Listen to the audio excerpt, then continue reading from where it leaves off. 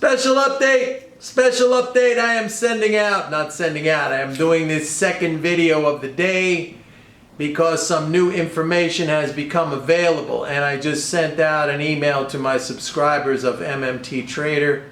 If you want to get that email, go to my website, pitbulleconomics.com.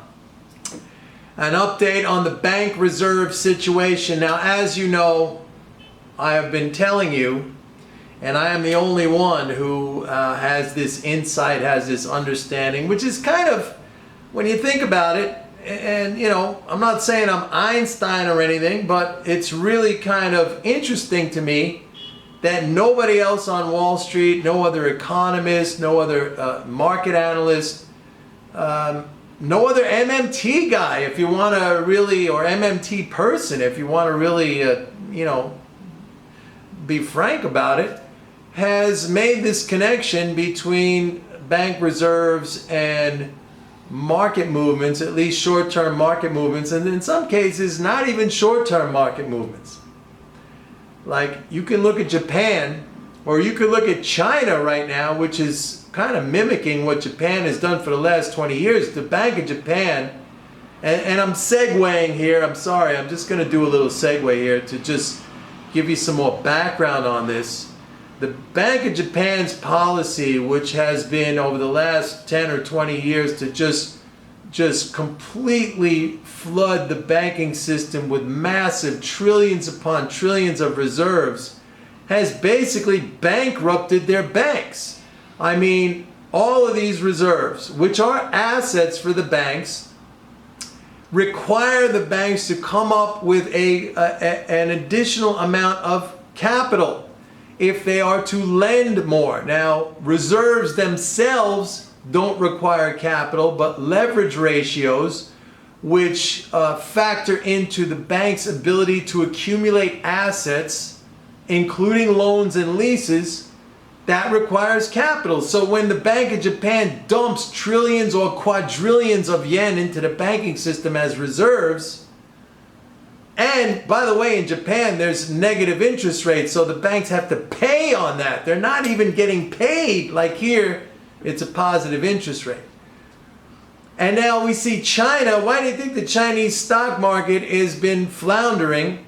Because nearly every day now, the Bank of China has been pumping and pumping and pumping. They think this is a good thing, but we're starting to see now banks in China, for the first time, facing some solvency issues.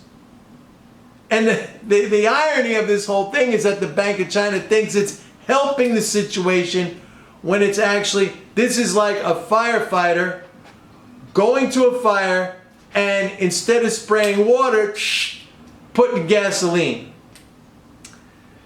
Now, I'm the only one who has this understanding, who has been putting it out there publicly, I have to say, on these videos, and also privately to my subscribers in a way where they can profit from this. I just sent out a thing a few minutes ago informing my subscribers of an upcoming situation involving bank reserves, and it's something, by the way, that I predicted more than a month ago,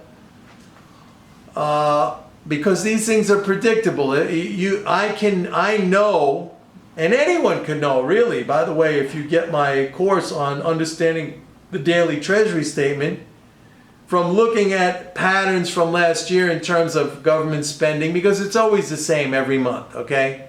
The only difference is it's higher this fiscal year than last fiscal year, but the amount that the government spends every month, it's pretty much fixed, because where's it going? It's going in all these things: Social Security, Medicare, Medicaid, military, defense, you know, this kind of stuff. It's very, very predictable.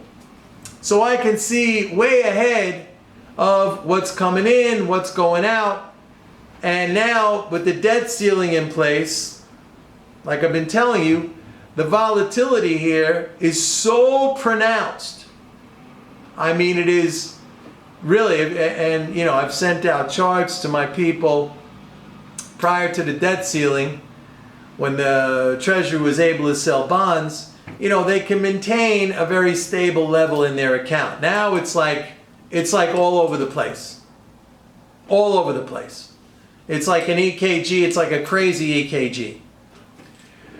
So we're coming to a moment again now where something is about to happen. And if you want to know, you got to sign up for a 30-day free trial of MMT Trader.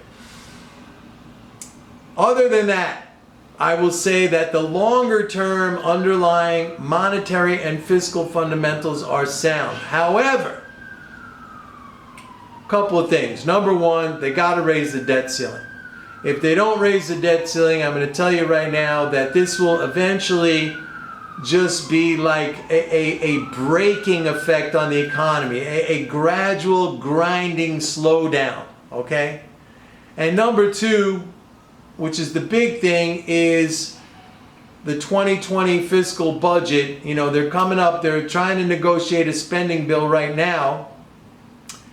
And the Democrats, Democratic leadership in the House, actually they just passed one yesterday for almost $1,983 billion. Not so sure Trump is going to go along with that because it doesn't include the border wall funding and all that stuff. That's all political stuff. But Nancy Pelosi, here's the good news. I don't know if it's going to happen, but here's the good news. Nancy Pelosi wants an increase in spending. And if she gets that, she will raise the debt ceiling. So that's a double positive. It's an increase in spending and raising the debt ceiling. Now Trump, he might take now a fiscally conservative approach, even though we know he expanded spending at a level never seen before. But he might take, because political, he might say, hey, people want me to be fiscally conservative now and say we're going to cut back. So all that stuff is up in the air. We don't know how it's going to play out. The important thing is something is coming very soon based on these reserve flows, which I've been talking about, which nobody else talks about, nobody else understands. You know, a lot of you people, you listen to people out there just like they're really guessing. It's not a scientific approach. They guess, and it's like the broken clock that's right every once in a while. Oh, I'm long gold, I'm buying gold. They don't even know why they're buying gold. They might say they're buying gold because the U.S. has huge 22 trillion debt. That is like so inapplicable, it's unbelievable. And they get right every once in a while, and all right, fine. What we have here is SEAL Team 6. I haven't said that in a long time, but this is not for mass consumption. This is not for everybody. It's over most people's heads. Way over most people's heads. The group I have here are people who really, really, really want to be informed and want to be educated. They're not looking for the system fairy. They're looking to raise themselves up on many aspects, but most of all in terms of understanding and information. And they have the confidence and they have the self-esteem that they know once they have that information and once they have that understanding, they can take the ball and run with it. I hold a lot of hands here, believe me. I hold a lot of people's hands. And like I said in the past video, having been involved in this now for, over 3 years, producing this report, I have really come face to face with human behavior and how people, it's so obvious how they sabotage themselves.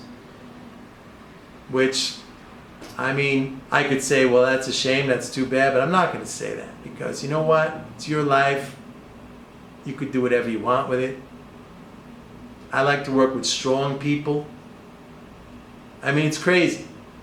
I've had people come here who are very well off, who, for some reason or another, they bleed out that wealth because of weakness. And then I've had people come here who, with really limited means, and I've seen them grow because of their desire, they're just yearning to improve themselves, to make themselves stronger, to learn, to acquire more understanding. And really it's about just making yourself tough and strong. Anyway, new information is out. If you want it, go to my website, pitbulleconomics.com, sign up for a 30-day free trial of MMT Trader. Bye.